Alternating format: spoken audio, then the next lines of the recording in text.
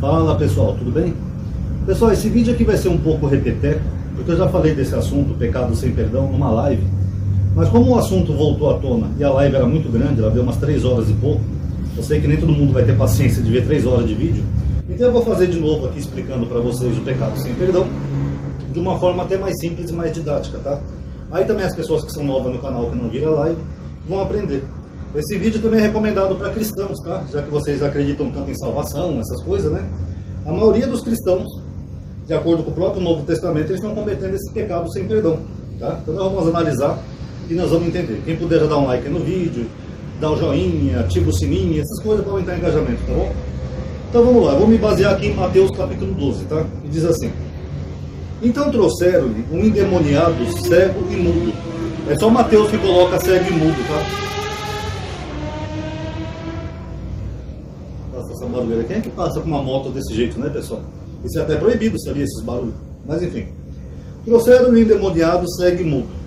Ele o curou, de modo que o mudo podia falar e ver. Toda a multidão ficou espantada e pôs-se a dizer: não é este o filho de Davi? Aqui nós entramos de novo naquela questão do vídeo anterior, quando Jesus é reconhecido, tá? Então Jesus faz uma cura e as pessoas ficam espantadas. Não é esse o Jesus, lá, o filho de Davi? Porque as pessoas sabiam quem ele era. Mas os fariseus, ouvindo isso, disseram: este não expulsa demônios, senão por Beelzebul, os príncipes dos demônios. Eu vou pular aqui alguns versículos que ele fala que Satanás expulsa Satanás, daqui a pouco a gente retoma isso daqui, tá bom?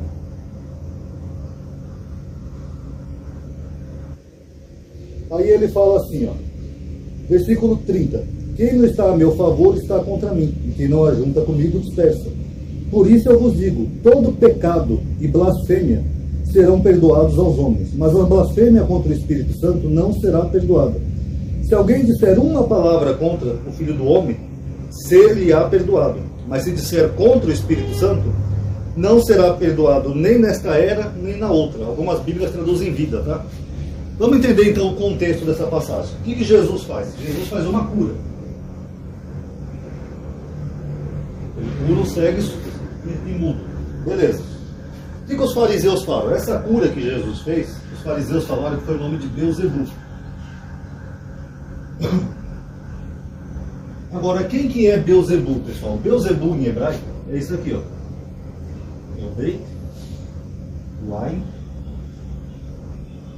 Baal, aqui é o Zain, aqui é o Beit de novo, aqui eu vou colocar só um pontinho e outro Beit. E aqui um outro lado, tá? Baal, Zebul. Ele tem na Bíblia, vocês sabiam? Ele está aqui no livro de Reis, ó. Segundo livro de Reis, capítulo 1.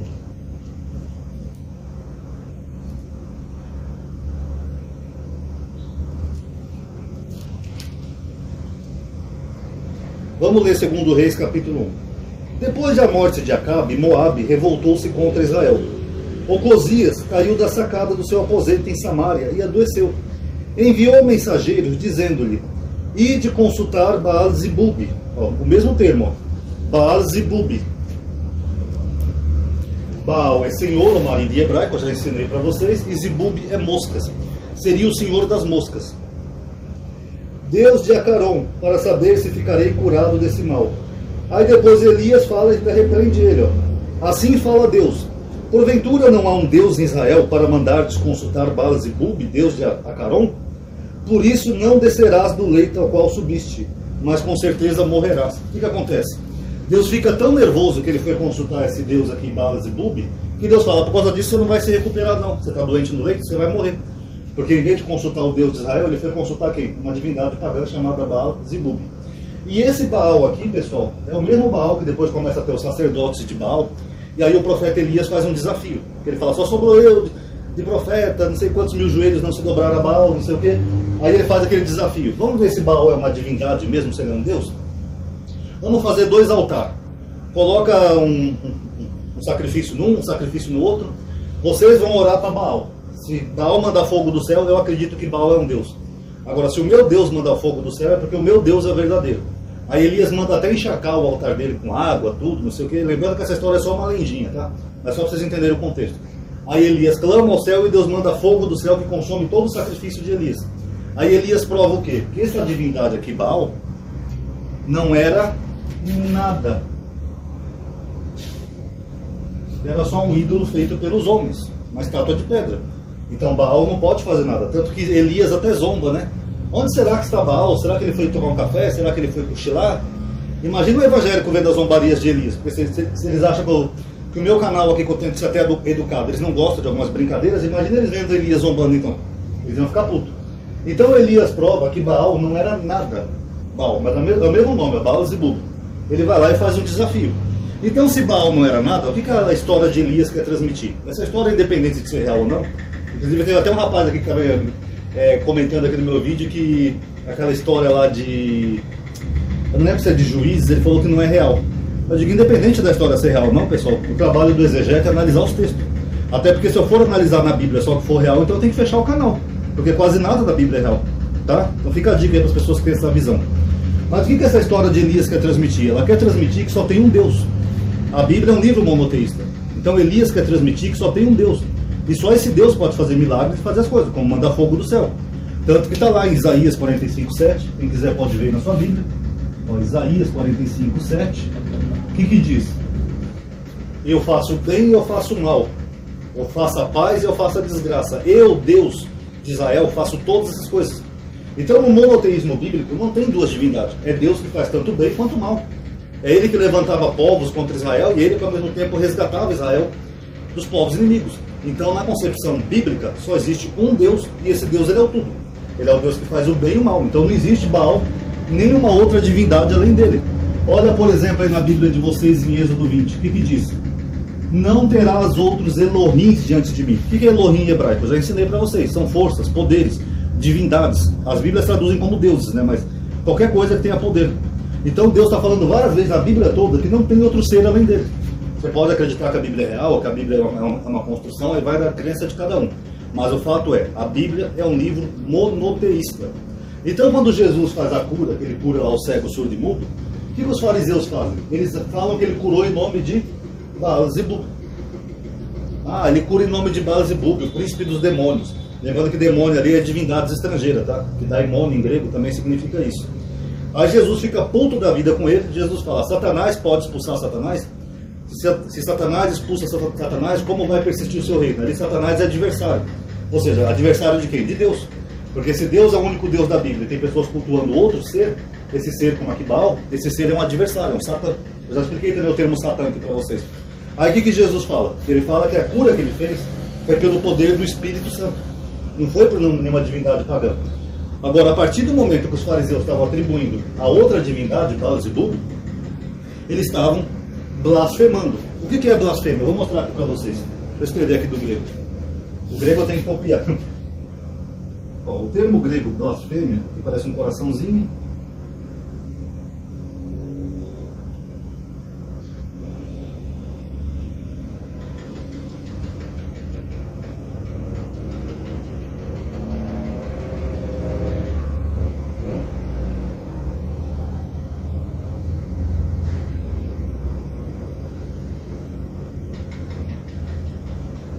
O termo grego blasfêmia, ele é a junção da palavra blas com fêmea. O que é fêmea?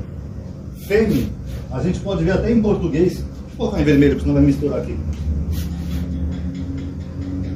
O que é fêmea? Acho que as pessoas não vão adivinhar, né? Fêmea, em grego. Seria isso daqui. Fêmea é a sua reputação. Por exemplo, a Xuxa tem a fama de ser a rainha dos baixinhos. É a reputação dela. O Magno Malta tem a fama de ser cachaceiro, que ele vive caindo lá em Brasília. É a reputação dele, é a fama. O Lula tem a fama de ser mentiroso, exemplo hipotético. Então é fêmea, ou seja, a reputação da pessoa. Então blasfêmia, apesar de blas ter um outro sentido, que é o sentido de devagar, de ser lento, mas a palavra composta aqui junto com uma palavra só, ela significa mudança de reputação ou substituir a reputação. Então, blasfêmia literalmente substituir a reputação de alguém. Vão dando like aí, pessoal, que essas aulas vocês não estão em igreja na escola dominical não, tá? Substituir a reputação, a fêmea. Isso que é uma blasfêmia. está dentro do contexto. Qual que é o contexto? Jesus faz uma cura. Com que poder que Jesus fez essa cura? Com o poder do Espírito Santo. Quem que manda esse poder do Espírito Santo? Deus. Tanto que em João Jesus fala assim: eu por mim mesmo não posso fazer coisa alguma, mas é o Pai que através do Espírito Santo faz eu fazer as obras que eu faço. Então, se Jesus estava fazendo uma cura pelo poder do Espírito Santo, a partir do momento que os fariseus atribuíam a Baal e Zebub, eles estavam substituindo a reputação de Deus, que é o único Deus, por uma divindade pagã. Isso é o pecado sem perdão, porque só Deus pode fazer essas coisas. Mandar fogo do céu, abrir o mar, ressuscitar o morto, essas obras maravilhosas, só Deus pode fazer. Nenhuma divindade pagã poderia fazer essas coisas. Deixa eu passar a sirene aqui que eu vou concluir já daqui a pouco o vídeo. Aqui está em obras ainda, não sei quando que vai acabar essa obra, por isso que eu fiz aquela vaquinha. Aliás, ainda está valendo a vaquinha, tá? Se alguém quiser colaborar, meu Pix está embaixo, tá? Eles estão em obra, eles quebraram aqui os vidros aqui da parede, que eles vão colocar vidros novos, mas não acaba nunca. Então já era barulhento antigamente meus vídeos. Agora quando passa um carro barulhento, uma sirene, alguma coisa, uma ambulância, polícia, eu tenho que pausar, senão fica o barulho junto com a minha voz atrapalha. Então a blasfêmia é você substituir a reputação, a fama de alguém. Foi isso que os fariseus fizeram aqui no contexto. Eles substituíram uma obra que foi feita pelo Espírito Santo e atribuíram a uma divindade pagã. Sendo que Elias já tinha provado que essa divindade pagã não podia fazer nada. É só ver lá o desafio de Elias. Isso que é uma blasfêmia. Então, a partir do momento que qualquer pessoa atribui poder a uma divindade pagã, que não pode fazer porcaria nenhuma, que foi criada pelos homens, como a própria Bíblia fala, até o Paulo fala, né? Ídolos não são nada. Essa pessoa está blasfemando. Ela está substituindo um poder que só pode ser de Deus por divindades pagãs. Isso é uma blasfêmia. Agora, na Bíblia, nós temos uma divindade que acabou virando praticamente um deus. É esse aqui, ó, Satã. Se quiser, eu escrevo aqui em hebraico, ó. Shin. Tal. Aqui acho que é o Nun. Satã. Satã, na verdade, ele vem do zoroastrismo persa, do professor Zoroastro, ou Zaratustra, né, como alguns gostam de falar. O zoroastrismo é uma religião que surgiu na Pérsia. Esse professor Zaratustra, ele entendia que tinha muitas divindades no mundo antigo e ele achava que isso era completamente impossível, ter tantos seres e divindades. Então ele cria algo que é chamado dualidade, o zoroastrismo. Ele acreditava que só tinha duas divindades se auto-equilibrando no universo, um deus do bem e um deus do mal. O deus do bem era Ahura Mazda, que seria o dia, e o deus do mal, Arviman, que seria a noite. Bem, mal, dia e noite. Tipo aquele yin e yang dos orientais, vocês já viram? Duas forças opostas que se equilibram. Que é bem parecido com o universo, né? O universo é um caos, surgiu do caos, né? De forças opostas. Então, essa era a concepção dele. Alguns acham até que chamam o zoroastrismo da primeira religião monoteísta. Eu não considero monoteísta porque ele tinha duas divindades, mas alguns consideram que essas duas divindades compunham um todo. Tá? Parecido com os judeus. Os judeus acham que Deus só tem um. E esse Deus é o tudo. Então aí vai da percepção de cada um. Tá? Mas o fato é que essa divindade que foi criada pelo homem, essa divindade chamada Arviman, ela virou isso daqui, ó, Satã, no judaísmo. Só que no judaísmo, o Satã não é um ser. Porque, como eu falei aqui, é Deus que faz o mal e o bem. Quem é que mandou os demônios atormentar Abimeleque? Deus. Quem é que mandou os demônios atormentar o rei Saul? Deus. Quem é que endurecia o coração do faraó? Quem é que ia mandar a operação do erro? Quem é que fez os romanos lá caírem em paixões infames? Tudo é Deus. Então por que Satã entrou no judaísmo como Deus? Porque na concepção judaica do monoteísmo, Deus é o tudo. Então os hebreus tinham esse costume de pegar divindades de outros povos, características, e atribuir ao único Deus. Então Satã acaba também sendo incorporado ao próprio Deus de Israel. Como por exemplo, se você pegar lá o censo de Israel de Davi, segundo Samuel 24:1, e comparar com 1 Crônicas 21, você vai ver que Deus virou Satã. Por quê? Porque é o mesmo ser. No judaísmo não tem dois seres. Só tem um ser, que é um ser que faz o bem e faz o mal. Deus. Então a partir do momento que as igrejas fizeram essa divisão, criaram um outro ser, como se ele fosse um arqui-inimigo de Deus e da humanidade, e esse ser vem de uma divindade pagã, eles estão fazendo o mesmo que os fariseus aqui, ó. Eles estão atribuindo poderes a um ser que não existe. Esse Satã veio do Arviman dos persas. Como é que ele pode fazer tudo isso? Mas na concepção gospel é assim, ele é onipresente, que ele está em todas as igrejas ao mesmo tempo, está no planeta inteiro. Ele é onipotente, que ele pode fazer isso, pode fazer aquilo, pode fazer alguém beber, usar droga, não sei o quê. Ele é onisciente, que ele sabe da vida das pessoas, daquelas incorporações da Universal, né? Essa aqui está traindo o marido, eu vi ela traindo o marido. Eles criaram um outro Deus. Vocês conseguem perceber isso? E um Deus que eles combatem. Queima, Satanás, queima, queima, queima. E é um Deus que não existe. Como é que alguém tem superpoderes assim? É uma divindade. Sendo que eles atribuem a Satanás características que só Deus pode fazer. Mas eles atribuem a esse ser chamado Satanás e convencem milhões e milhões de fiéis cristãos no planeta inteiro de que existe um outro ser chamado Satã. Sendo que esse ser, tecnicamente, ele não existe. Tá? Eu já tenho vários vídeos aqui que eu provo que não tem Satanás na Bíblia. Tem uma playlist também, tá? E é um ser que veio de uma divindade pagã, de árvore irmã dos persas. É o mesmo que o Baal aqui. Assim como as pessoas acreditavam em Baal, que nesse rei aqui que a gente acabou de ler, acho que é a Caça, ele manda perguntar para Baal se ele vai ser curado, é a mesma coisa que eles fazem. Eles acham que tem um ser chamado Satã, que é o arqui-inimigo de Deus e dos homens, e esse ser tem superpoderes. Ah, o diabo que fez isso, o diabo que fez fulano matar, o diabo que fez fulano roubar, o diabo que me fez cair em tentação. Quem é esse diabo? É um outro Deus? Dessa ótica, sim. Os evangélicos é como se Satã fosse um outro Deus. Então eles quebram todo o monoteísmo bíblico e eles acabam atribuindo a um outro ser poderes que tecnicamente só Deus poderia fazer. Atributos que só são de Deus, do Deus único da Bíblia. Então, se a Bíblia for verdade, eles estão cometendo o mesmo pecado que Jesus aqui, ó, blasfêmia, substituir a reputação, e é um pecado que, segundo Jesus, não tem perdão, onde a pessoa não vai ser perdoada nem nessa vida e nem na outra.